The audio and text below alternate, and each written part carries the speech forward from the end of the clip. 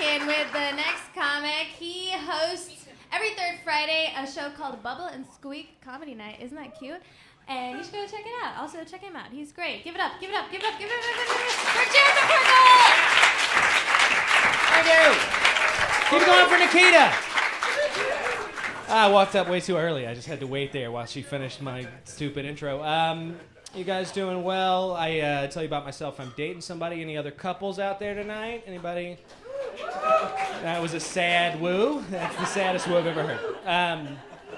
I think it's good that I'm dating somebody because before I was dating this person, it had been like 6 months since I had had sex with anybody.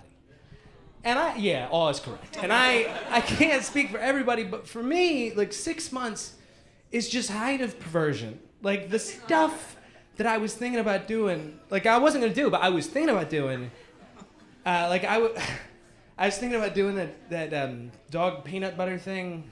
Are you guys?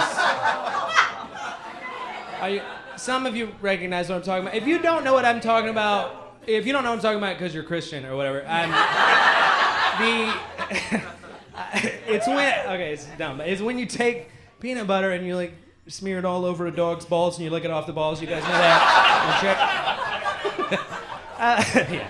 I do like doing that joke specifically in Austin because I feel like a lot of you are against it for the wrong reasons. To be fair, because that's an awful like deviant sexuality. That's why you're not supposed to like that. But some of you are like, no, that dog could have a peanut allergy, and that is fucked up. That is bad. Pet ownership.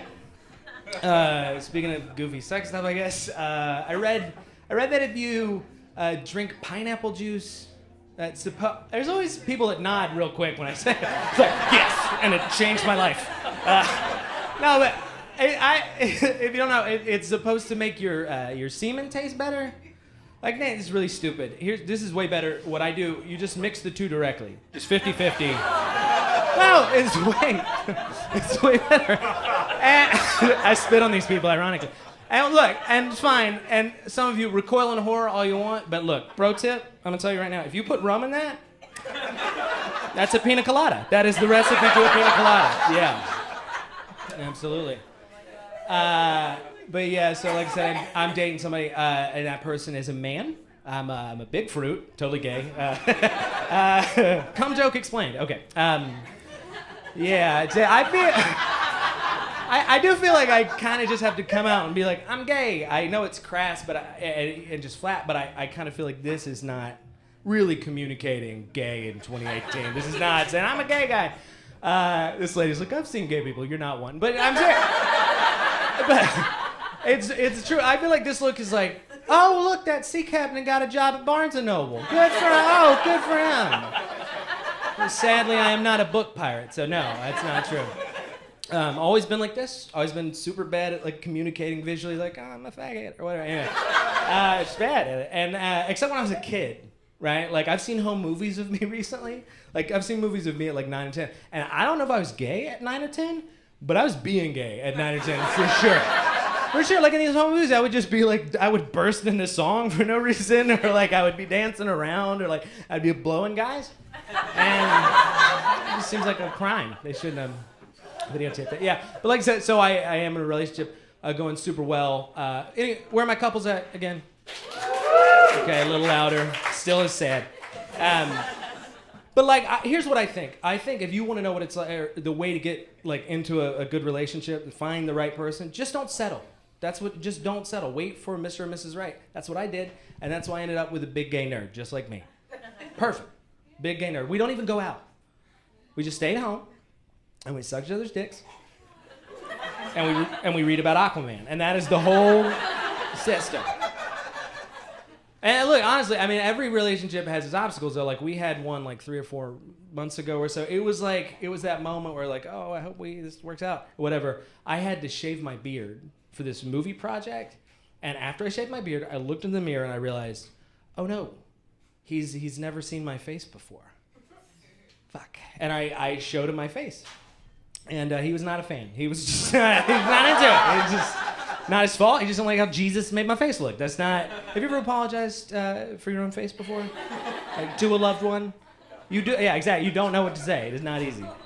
Yeah, it's very sad. But yeah, so kind of weird, rough demeanor I've got going on, and I don't know. It's mostly because I hang out with straight guys. I think most of my friends are straight guys, and they're fine. They don't make me dance. That's nice. Appreciate that. But here's the one thing that's weird about hanging out with straight guys if you're gay. To a person, every one of my straight male friends has done this move, where if they're talking about sex or romance, they feel the need to translate it into gay for me. You know, they'll just be like, you know, when you're making out with a girl and. Well, for you, it would be a guy. And you, because you're gay. Like, yeah, I can do the algebra. I don't need you to do that. I got it. I appreciate it.